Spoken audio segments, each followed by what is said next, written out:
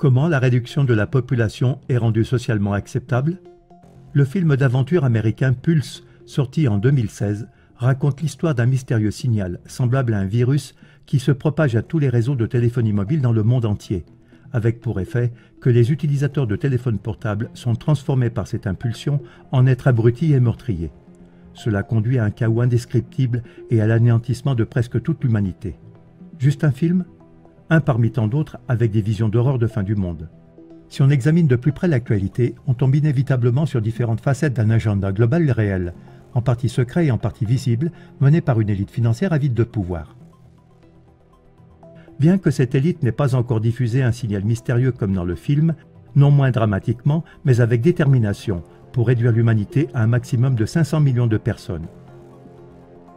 Il semble vital non seulement de connaître ces liens de cause à effet, mais aussi de les contrecarrer ensemble et en temps utile.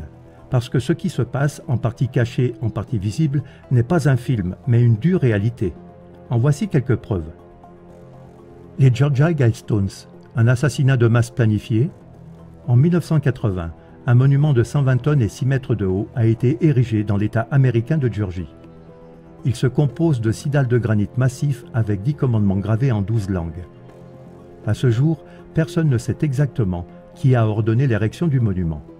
Le monument est régulièrement tagué avec l'abréviation NWO, qui signifie New World Order, en français Nouvel Ordre Mondial. C'est compréhensible, car le premier commandement dit « Maintenir l'humanité en dessous de 500 millions, en équilibre constant avec la nature ». Pardon? Actuellement, il y a 7,5 milliards de personnes qui vivent sur cette planète. Que deviennent les autres? Il faudrait donc que 7 milliards disparaissent. Ça sent le génocide mondial planifié.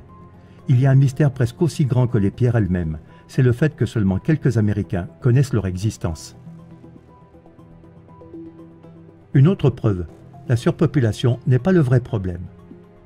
En 1968, le Club de Rome a été fondé sous prétexte d'œuvrer pour un avenir durable pour l'humanité.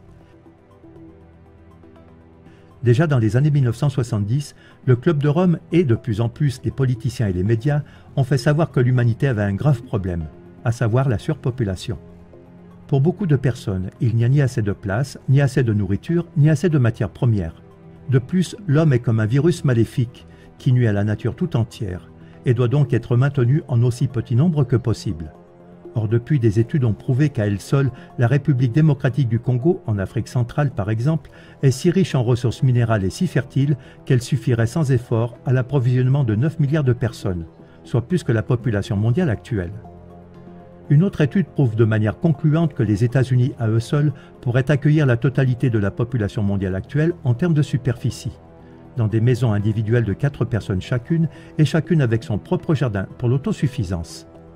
Le vrai problème ne semble donc pas être les humains en soi, mais que dans la politique, les médias et d'autres instances clés, comme le Club de Rome, des destructeurs des peuples perfides se sont introduits, qui veulent maintenant instrumentaliser jusqu'à l'autodestruction l'humanité en grande partie ignorante.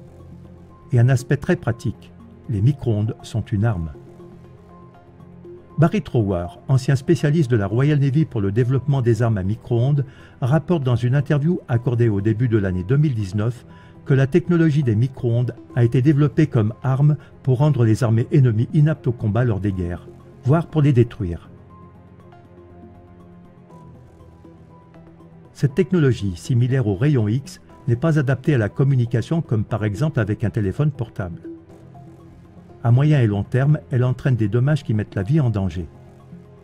Sur la base de décennies de recherche sur les dommages génétiques causés par la technologie des micro-ondes 5G, Barry Trower pronostique que seul un bébé sur 8 de la génération des petits-enfants d'un homme qui naît aujourd'hui pourra survivre. Toute la nature serait affectée de la même manière. Il n'y aurait pas de seuil de sécurité qui pourrait protéger contre cette technologie. Seul le retrait rapide et sans compromis de la technologie des micro-ondes pourrait éviter le pire. Cette énumération de mesures visant à décimer la population pourrait être poursuivie presque indéfiniment avec des pénuries alimentaires et des guerres artificiellement créées, des semences génétiquement modifiées et des pesticides meurtriers, des campagnes de vaccination avec des vaccins douteux, une contamination radioactive par des munitions enrichies à l'uranium ou autres. L'ancien conseiller à la sécurité de plusieurs présidents américains, Zbigniew Brzezinski, a déclaré en 2008 « Avant, il était beaucoup plus facile de contrôler 1 million de personnes que de les tuer.